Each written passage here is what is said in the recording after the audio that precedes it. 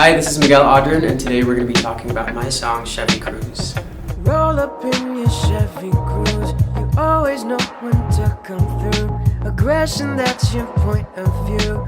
So, not a lot of people know this, but I've been with Star Music since 2018, and we've been talking about this project, working on this project for a long time now. So I've got a few songs lined up, and it's mostly also about like love and heartbreak and pain. So I wrote this song about, I think December 2016, and I think it just sort of came to me. I was listening to One Dance by Drake, and then the sort of like the rhythm of how he was rapping, or how he was singing the song, sort of like extended. I just took that rhythm and I just started writing to it. I think the melody and the lyrics of the song came to me in like 15 minutes. Pero I sort of like forgot about it.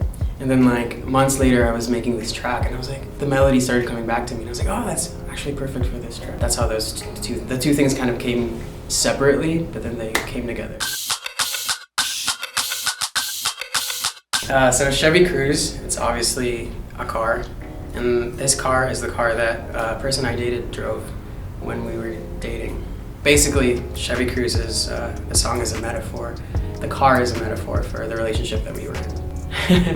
The whole song is all about this abusive relationship I was in. It was physically abusive, it was emotionally abusive, but it kind of, how do I say this?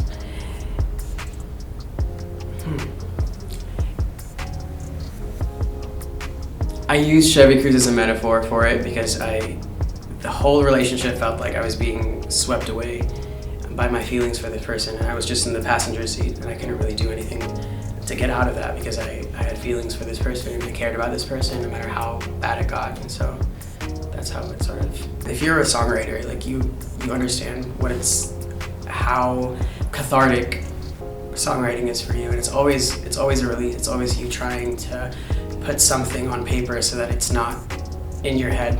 Does that make sense? But I think Chevy Cruze, the time that I wrote it, it had already been a year since I stopped talking to this person. So I think Chevy Cruze for me was more of this really significant and beautiful and terrible thing happened to me, and no one, I didn't tell any of my friends about it. I didn't tell anyone about it, and I just didn't want those moments to be forgotten. You know what I'm saying? So for me, putting it down on paper, making it into a song was my way of like, in a way, processing it and helping me understand that this was real and this happened to me. It was my way of sort of getting myself out of that by putting it on paper, by putting it into a song. It was me divorcing myself from it and being able to look at it from the outside and say, oh, this is what happened to me. This is a story of that abuse. If you write anything with the intention of trying to change other people's lives, then it's not very authentic. You know what I'm saying? Like, just you writing about the truth of your life is enough to help somebody's life. So I don't know. I never really thought about how other people would take it, but I hope that if they listen to it, that they can sort of apply it to whatever they're going through. Because I've had people listen to the song and I've had them tell me this is what it means to them. And it's always different from what it meant to me. So thought you could just break down these walls and then throw me down like I'm a rag doll. But now that that's all in the past, here I am, I've come crawling back. At this point in the relationship, we had already split up for a time, but at the point that this moment that I'm writing about, it was me coming back to this person and like being like, hey, let's hang out, which is a really bad idea. Roll up in your Chevy Cruze, you always know when to come through. Aggression, that's your point of view. Go on, tell me something new. This person would roll up in their Chevy Cruze, and I don't know, like every time I would get in my car, it would always end in something bad, a fight or whatever. I was so used to it, I was so jaded by it that like, it was like, okay, go on, tell me something new. Like, it almost didn't affect me anymore. I let myself like be sort of numb to the abuse that was happening.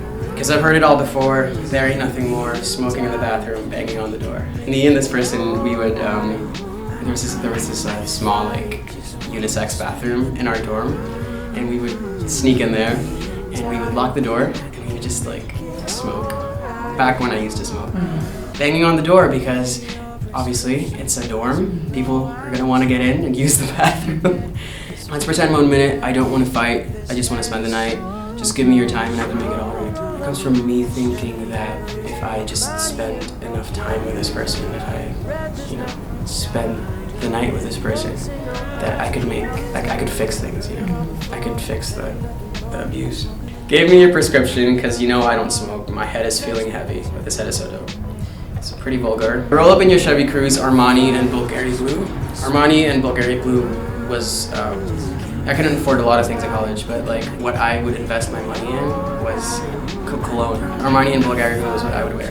Every time I would get in this person's car, the whole car would smell like Armani. Bulgari. There's not much I can do. Won't say no, round two. So again, that's talking about just that feeling of getting swept away and like, okay, here we go again. But like I'm not gonna do anything about it because I love you, Because I've heard it all before. There ain't nothing more. Smoking in the bathroom, banging on the floor. So banging on the door earlier. This time it's banging on the floor.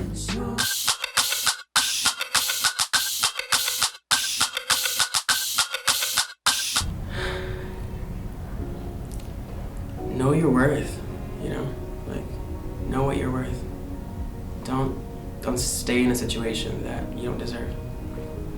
I think it was a combination of just time, time, and you have to get rid of the person. You really have to. Like even if you care about them, you have to isolate yourself. Like block them if you have to. Mutual friends, like explain to them that like you need to take a break. That sort of thing. That's what I had to do at least. I mean, not everybody needs to do that, but I definitely did. I needed to completely remove myself from the situation. And I think actually, around the time that I moved here in 2018, I was still pretty. There were still some lingering feelings, but I think moving to a different country is also something that can help with that. Just getting out of that space. You also have to allow people, I think, to learn from their mistakes. If this song keeps somebody from, getting in an abusive relationship, then, that's good. But, you can't shelter people from making their own mistakes because that's how you learn about it. That's how you get through life. And that's how you become a better person. I just hope I can keep on releasing music, and that's really what I moved here for. It's what yun talaga pangarap ko is to be able to release music, especially under a label like Star Music, So yeah, I just hope people can look forward to that. Hey everyone, thank you guys so much for watching. I hope you liked Chevy Cruze, and if you haven't listened to it, please check it out. It's available now on all digital platforms.